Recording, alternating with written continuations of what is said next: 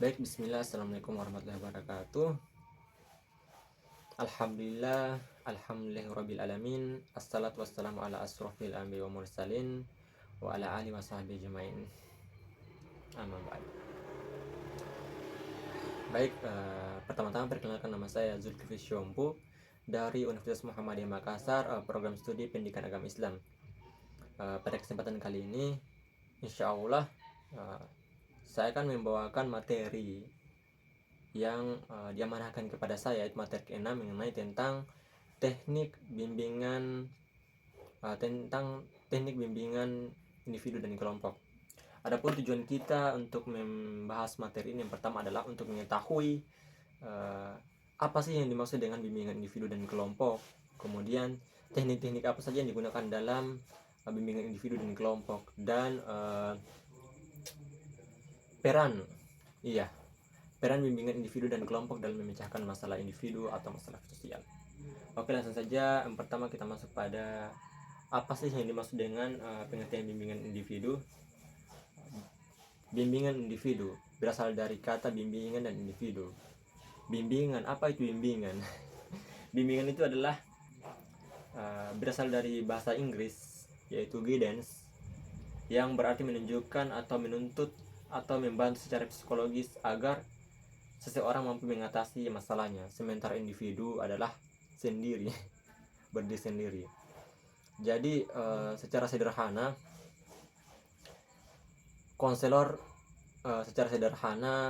bimbingan individu adalah bantuan yang diberikan oleh seorang konselor kepada seorang klien secara tatap muka untuk membantu menyelesaikan masalah pribadi yang tidak bisa diselesaikan sendiri.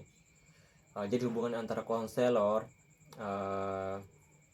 dan klien ini di sini sangat pribadi, empatik, dan penuh simpati.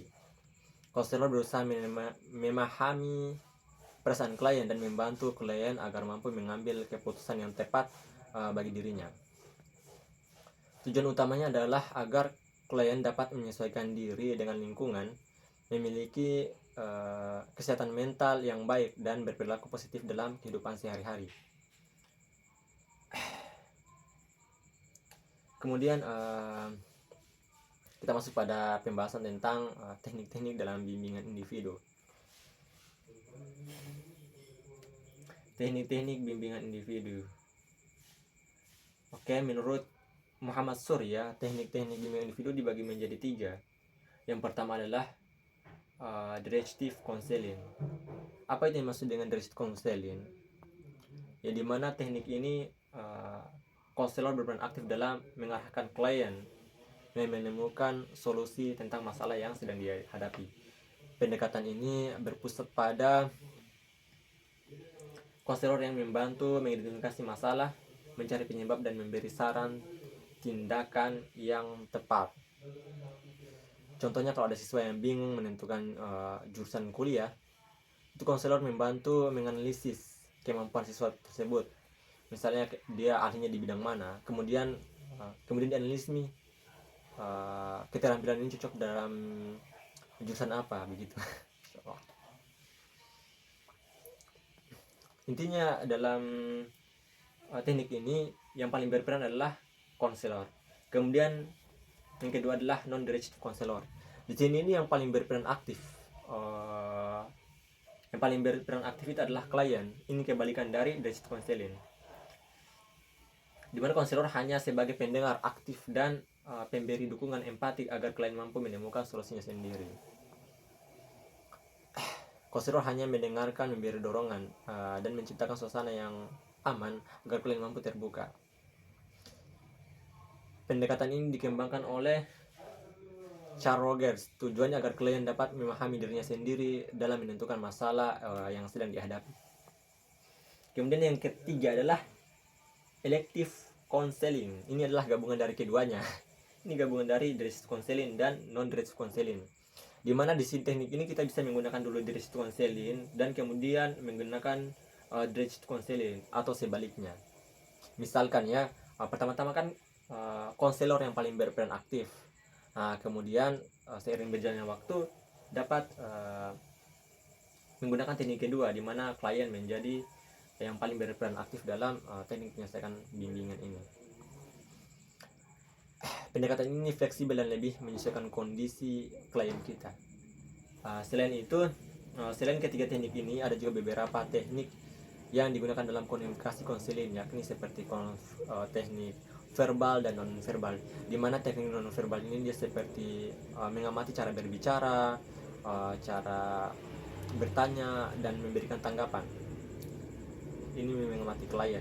Kemudian teknik non verbal ini pendekatan terhadap klien, teknik yang digunakan pada klien, contohnya seperti bahasa tubuh, ekspresi wajah dalam mengungkapkan masalah, dan nada suara, serta sikap empati yang diberikan oleh klien. Adapun langkah-langkah bimbingan individu dalam pelaksanaan secara umum, yaitu yang pertama adalah menentukan masalah klien, masalah apa yang sedang dihadapi klien, kemudian mengumpulkan data mengenai masalah yang sedang dialami oleh klien, kemudian menganalisis data. Dia ini termasuk dalam masalah seperti apa, misalnya dalam intinya mengidentifikasi sebuah masalah tersebut dia termasuk dalam masalah apa.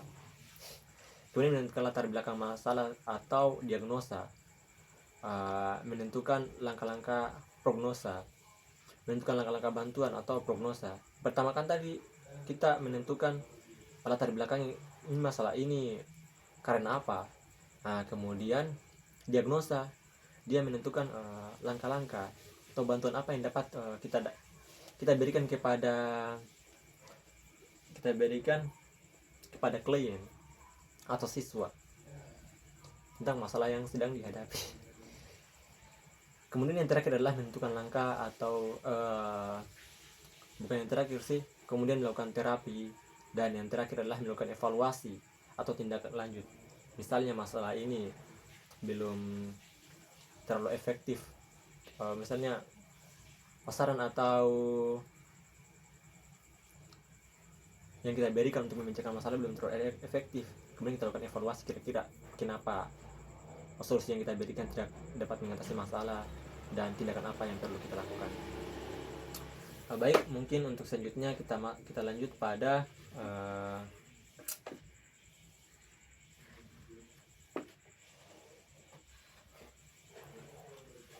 teknik-teknik bimbingan kelompok.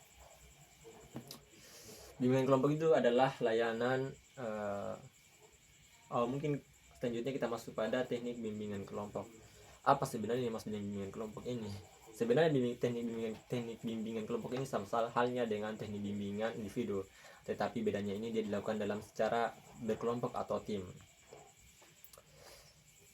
Artinya konselor membimbing beberapa individu sekaligus dalam satu kelompok untuk membahas hal-hal yang bermanfaat bagi pengembangan diri dan pemecahan masalah bersama. Tujuan dari bimbingan kelompok ini adalah agar anggota kelompok bisa belajar saling memahami, saling menghargai, dan saling membantu. Di sisi dinamika kelompok menjadi di sini dinamika kelompok menjadi hal penting, karena berinteraksi antar anggota dapat menumbuhkan semangat, empati, dan rasa percaya diri.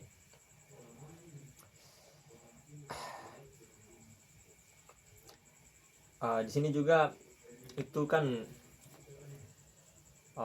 kelompok itu individu itu dibagi dari beberapa tingkatan masalah, misalnya ini masalah berat, masalah ringan, dan masalah rendah. Jadi dia tidak sembarang digabungkan. Mana mungkin seseorang yang memiliki masalah yang berat kemudian digabungkan dengan seseorang yang memiliki masalah yang rendah, kan tidak, teknik menyelesaikannya berbeda. Jadi semuanya itu tergantung dari masalah yang sedang dihadapi. Tiap anggota itu tidak boleh digabungkan dengan seseorang yang memiliki masalah yang masalah di tingkatan yang berbeda. Baik, sekarang teknik-teknik bimbingan kelompok. Adapun teknik-teknik bimbingan kelompok itu yang pertama adalah teknik Sudirman. Teknik ini berbentuk permainan peran atau role play untuk menyelesaikan masalah sosial. Misalnya seorang siswa menghadapi sebuah masalah, kemudian itu dia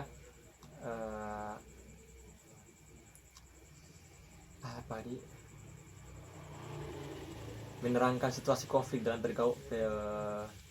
Oh iya, misalnya seorang siswa mendapatkan sebuah masalah, kemudian uh, kita sebagai seorang penyuluh atau guru mengadakan sebuah memberikan uh, memberikan peran atau permainan seperti semacam drama.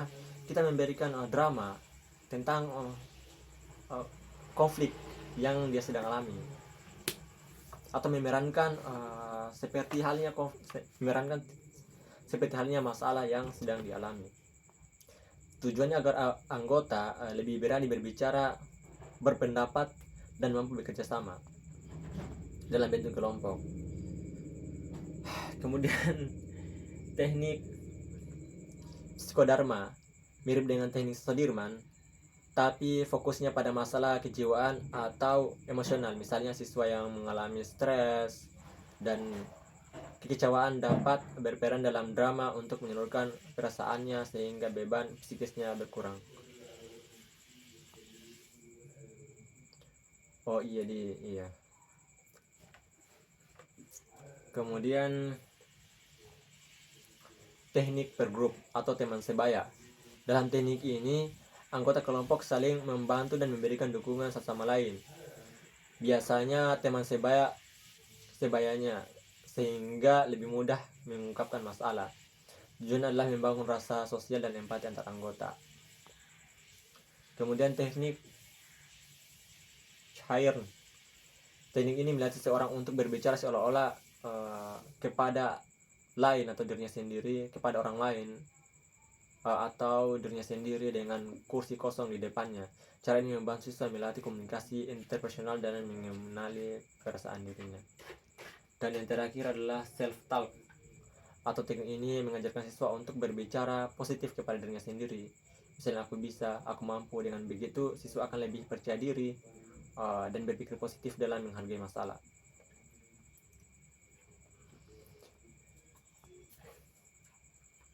Oh, ternyata ini yang terakhir ya. Teknik diskusi dan aspek training. Diskusi digunakan untuk memecahkan masalah bersama dengan cara bertukar pendapat secara terbuka. Agresif training melatih siswa agar berani mengungkapkan pendapat tanpa menyakiti orang lain dan tetap menghargai perbedaan. Mungkin itu saja yang dapat saya sampaikan. Kesimpulannya adalah teknik individu dan teknik kelompok ini sebenarnya sama saja untuk menyelesaikan sebuah masalah, tetapi digunakan dengan cara yang berbeda, yaitu secara individu dan secara berkelompok. Sementara teknik individu ini lebih berfokus pada hubungan pribadi antara konselor dan klien, atau antara penyuluh dan siswa. Sementara teknik kelompok ini dia menekankan sebuah kerjasama antara kelompok. Keduanya sama-sama bertujuan membantu individu berkembang, mengatasi masalah dan mencapai kesejahteraan pada diri. Baik, mungkin saja presentasi mengenai penjelasan materi yang saya berikan. Jika ada salahnya mohon dimaafkan. Jika ada kurangnya juga mohon dimaafkan. Jika ada lebihnya itu datang dari Allah Subhanahu wa Ta'ala. Mungkin saja presentasi sederhana yang dapat saya berikan. Assalamualaikum warahmatullahi wabarakatuh.